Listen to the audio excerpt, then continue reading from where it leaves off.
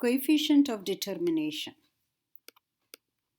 There is another way to answer the question, how good is the least squares line as an instrument of regression? The coefficient of determination, R squared, is the square of the sample correlation coefficient. So coefficient of determination is square of the coefficient of correlation, basically. Now, suppose we have a scatter diagram and corresponding least squares line. All right. So here is your least squares line and you have bunch of points. Okay. So now you are looking at, notice always y hat minus y bar. Y bar is the mean. So you have y hat minus y bar is the explained deviation, whereas y minus y hat is the unexplained deviation. Okay, so let's figure this out a little more. Y minus y bar is the total deviation.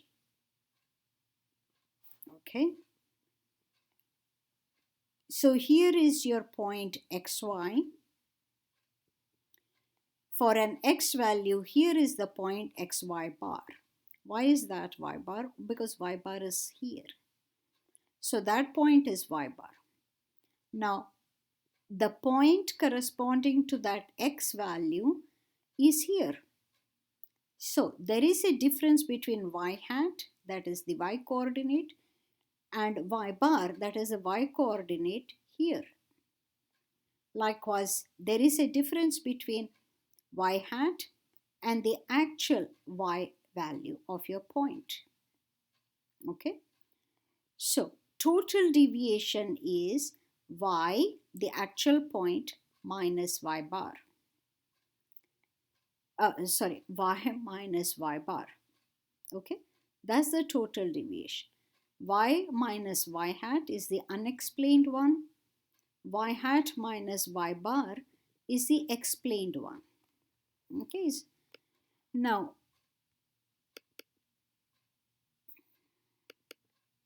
let us take the point of view that y bar is a kind of baseline. Y bar being the mean one, mean, arithmetic mean.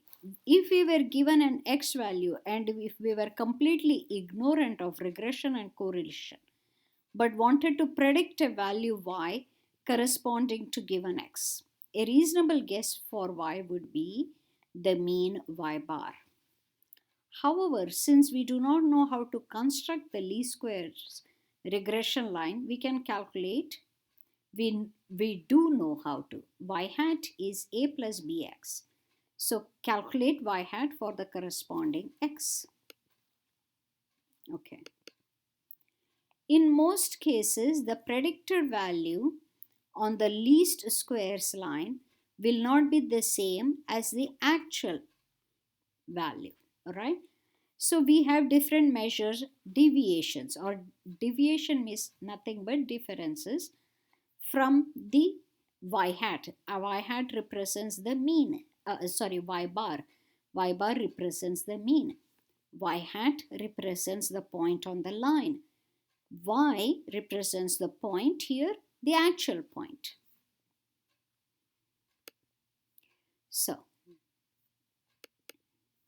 total deviation is actual y minus y bar.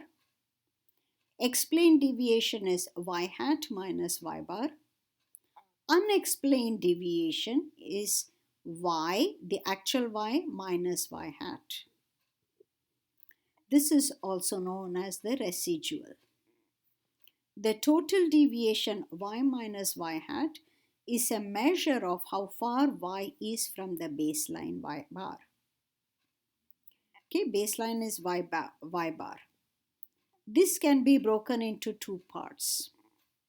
The explained deviation y hat minus y bar tells us how far the estimated y should be from the baseline y bar. So this is the explained one.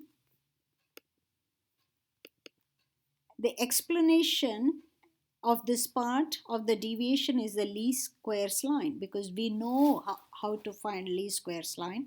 So that explains, so to speak. The unexplained deviation tells us how far our data value y is off. So this is the total deviation, y minus y bar. Explained is y hat minus y bar, and unexplained is y minus y hat. This is the thing that we don't know, we don't understand, right? This is the actual deviation. This we can understand because we know how to draw y hat. We have a baseline, so we can explain this difference, but this difference we are unable to explain. It's called unexplained.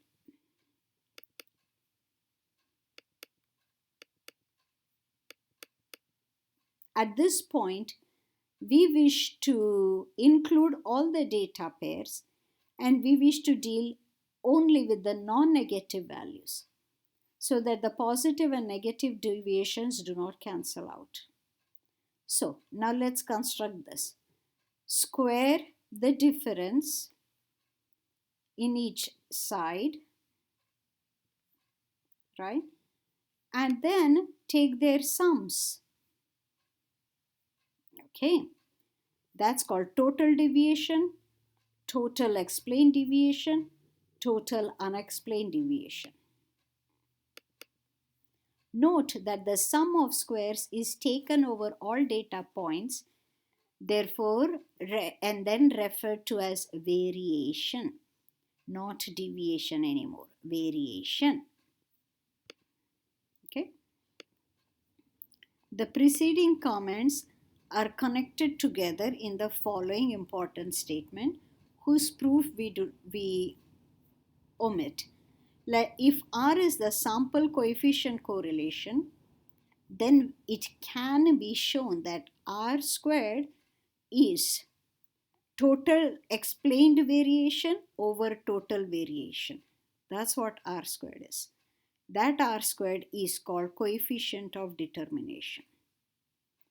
Total explained variation over total variation. To summarize our discussion, compute the sample coefficient correlation coefficient R. Then compute R squared. That is called sample coefficient of determination. What is the interpretation? Value of R squared is the ratio of explained variation over total variation. That is, R squared is a fractional amount of the total variation in Y that can be explained using the linear model here, Y hat. Another interpretation, 1 minus R squared is a fractional amount of total variation in Y that is due to random chance. In other words, we are unable to explain it. The explainable part is here, unexplained part is here. So this could be because of lurking variables that influence Y and such things. So, in other words, the coefficient of determination R squared is a measure of the proportion in variation in Y that is explained by the regression line using X as the explanatory variable. If R is 0.90, R squared is 0.81 is the coefficient of determination.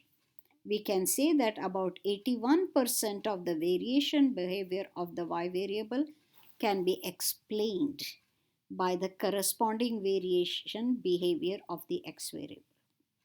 So what is explainable is R squared. The remaining 19% is due to random chance or the possibility of lurking variables. Okay, so this completes the lecture slide for section 4.2. Next videos will cover problems. Until then, bye.